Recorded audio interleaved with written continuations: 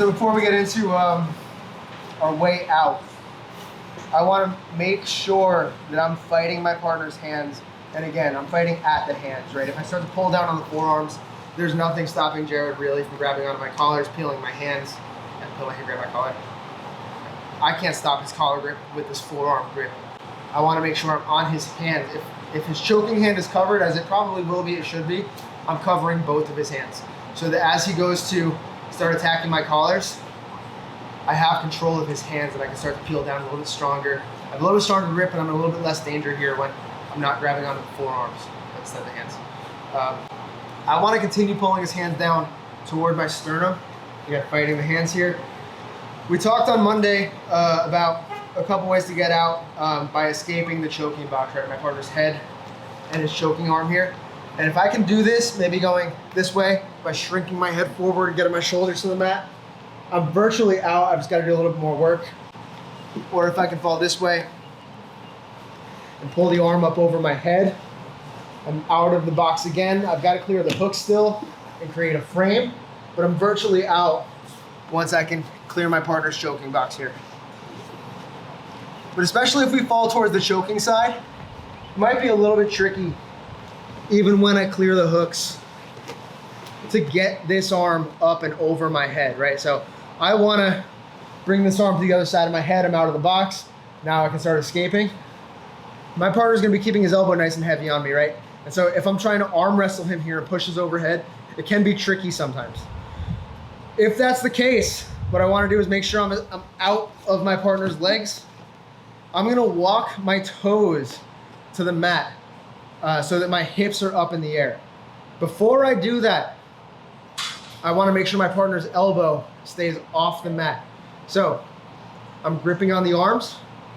I'm going to put some extra tension in this pull grip down towards the mat so that I can take this cross grip and grab onto the elbow. And this is going to be pulling up towards the ceiling as this one pulls down towards the mat. So pulling down, pulling up.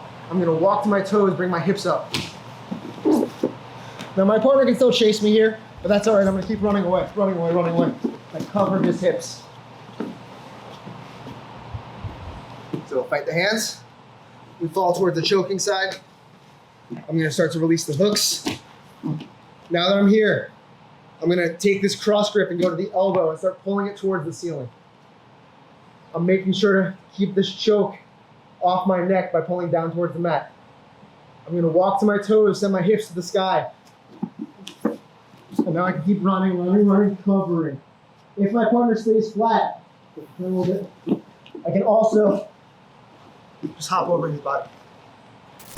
He might feel like it's a better idea when he's beating me on the hand fight to escape out the head side, right? So away from the choking arm and this way. My head's in a bad position. He's beating me on the hand fight. There's not a whole lot I can do right now to kind of shove him in this hole. He's going to get his head and shoulders to the mat. Go ahead. And I'm losing the back here. If I'm behind on the hand fight from the attacking position, falling this way is also going to feel a little bit, maybe a little bit more dangerous for Jared because he's going into my choke. But if he's controlling my arms, he's going to take my arm up and over, or he's going to hit the escape we just looked at. When I, as the attacker, am ahead on the hand fight, it's going to feel especially dangerous falling this way towards the choke because he's going right towards my choking arm.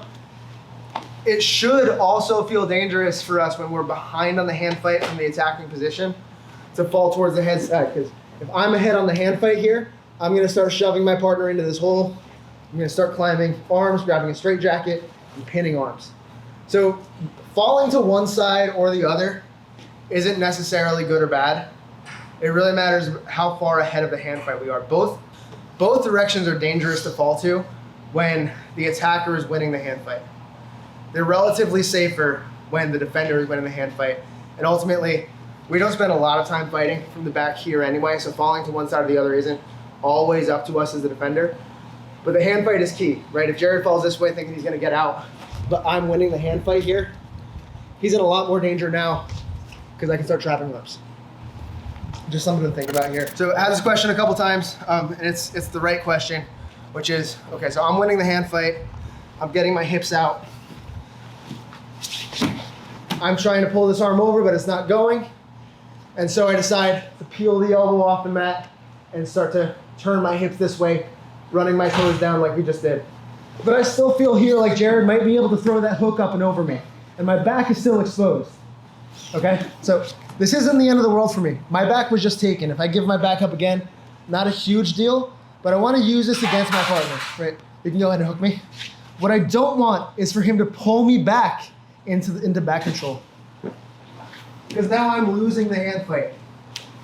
What I want is for my partner to chase me into back control. So if he feels like he can get his hook back over, I'm gonna hard turn in the circle I was just going in.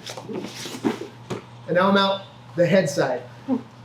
Right, I can bring my head to the mat, my shoulders are already down. I get a wedge in between us with this top arm. I'm gonna start to build space. So what I'm doing is trying to escape out the choking side and forcing my partner when I roll to fight me on this side when I'm dramatically ahead of the hand fight. We pull down. We start to work our escape here. I want to bridge up. I want to control this elbow, peel it off the mat. I'm going to start to bridge to my toes. My partner's going to chase me, and I'm going to continue rolling underneath him. And now I bring my head to the mat. My shoulders are on the mat. I put this near arm in between us to create some space. And then as my partner comes up, I go into attacking position. This is also effective if I'm trying to control my partner's elbow and pull it off the mat, right? But if my partner beats me here and I can't get to his elbow before he gets up to his elbow, I'm gonna keep rolling again. And now even if he gets his hooks in, my head is closer to the mat than his head is to my shoulder. And I can start working my way out. So we're anticipating that our partner is going to roll and try and take our back, but we're getting a better hand fighting position out of it.